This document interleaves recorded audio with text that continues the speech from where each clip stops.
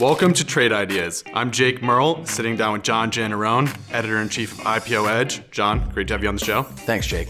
So today we're going to be taking a look at Lyft, one of the most popular IPOs this year, and really one of the most notorious tech IPOs ever at a $24 billion valuation.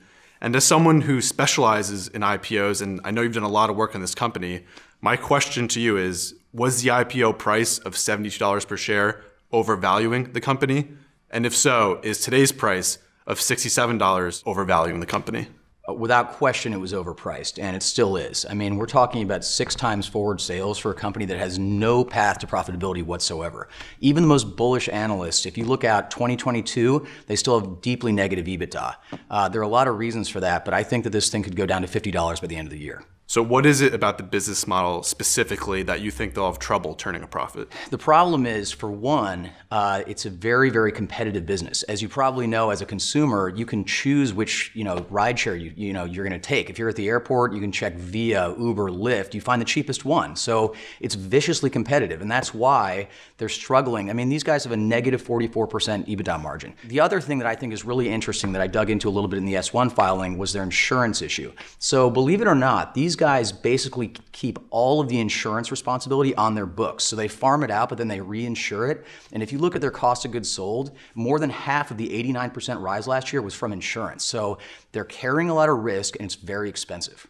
So you think the insurance is the biggest issue, or do you think they have, a bigger problem down the road? I think the competitiveness is probably why the path to profitability isn't there, but the insurance thing is almost like another possible problem that could explode. I mean, think about it. If these guys are bearing all that risk, I mean, you see scary stuff happening in these cars all the time, right? I mean, people getting hurt, even killed.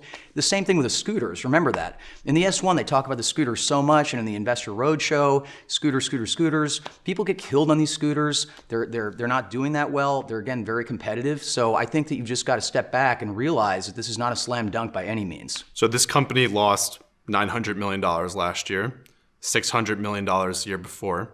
Yet during the same period, their revenue doubled. That's okay, for a startup or growth company, but the question is, when will they turn to profitability? That's what investors are paying up for. Do you think they'll ever make that turn? Look, I think they probably will someday, but there's just so much uncertainty and it's so far out. I mean, am I going to pay 6 times sales for the possibility of profits in 2025? I mean, it just doesn't make any sense. There's plenty of other SaaS companies out there with better prospects that are much cheaper and are already profitable. I mean, look at Grubhub. And so in addition to competition and in addition to the insurance problem, what about the employee contractor situation? Can you talk a little bit about that? Well, yeah, so they treat their employees as contractors, right? So that means that they have a sort of a safe distance from them, but a lot of these drivers don't like it that way. And if that changes, it could also impact the insurance costs, right? I mean, they may have to take an even more direct responsibility for these guys. So absolutely. I mean, that's just one more piece of uncertainty that you should be thinking about.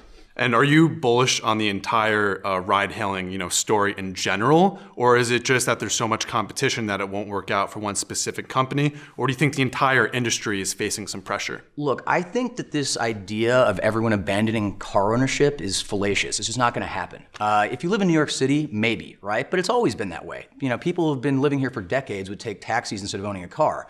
But if you have to drive any kind of distance, say to commute to work, it just doesn't make sense. And don't you want the independence of actually owning your own car? Do you want to, have to hail someone twice a day, every day? If you do the math, it just doesn't work in most places. And so just to play devil's advocate here, currently it's like 1% of all miles traveled is for ride-hailing apps rather than just car ownership.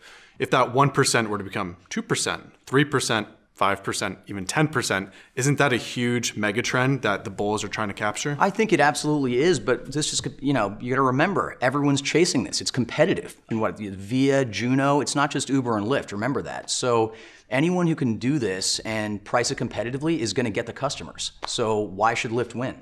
And so let's talk about the stock specifically right now, because you're not alone. There's a lot of short interest, nearly $1 billion worth, which is over 40% of the float, which is a lot. And so my question to you is, do you think this is a crowded trade already? Would you be nervous shorting the stock right here?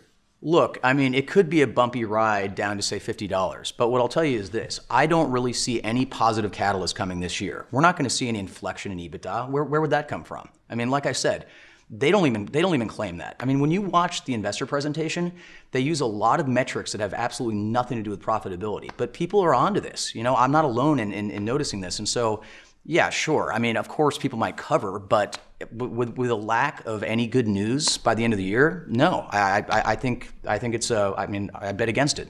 And there's actually a lockup period right now. Can you talk a little bit about that? Yeah, so as with most standard lockups, 6 months. So in the fall, you're gonna have a ton of possible sellers coming to the market. And remember, guys like Fidelity, you know, these other venture capital investors, you know, they came in at much lower prices, and you know, they'd probably be happy to get out of it, you know, at a pretty nice profit. You know, so I would look out for that in a big way at the end of the lockup period in about 6 months. And so I just have to ask, over the past few days, we've seen a lot of noise coming out about Morgan Stanley and the short selling accusations. Do you think it's just noise, or do you think this accusation has any merit? I mean, look, when I saw that story, I was shocked. I mean, the whole point of the lockup is to prevent you from, you know, hedging out or selling in any way. So, I mean, if that's actually going on, I mean, it's a little scary, right? I mean, a lot of questions to be answered. So John, can you break down this trade in 30 seconds? Yeah, so this company has no clear path to profitability. Maybe it's gonna be in 2025. You know, it's trading at 6 times sales. Even if it's at 4 times sales, I just don't think that makes sense. And the other bogey that you really need to think about is this insurance risk. I mean, it's not, you know, normal for a company to carry that massive kind of risk and, you know, insurance costs on its books. So I think that's the one thing that's not getting that much attention that could really get scary. And so John, what's your target price for Lyft? So I think end of the year, $50 a share. And look, I'm not saying this thing's a zero, but you know, I think it should be on a more rational sales multiple. And you know, there is no EBITDA multiple. EBITDA is nowhere in sight. So I think $50 is about where I'd get out. And do you have a stop loss?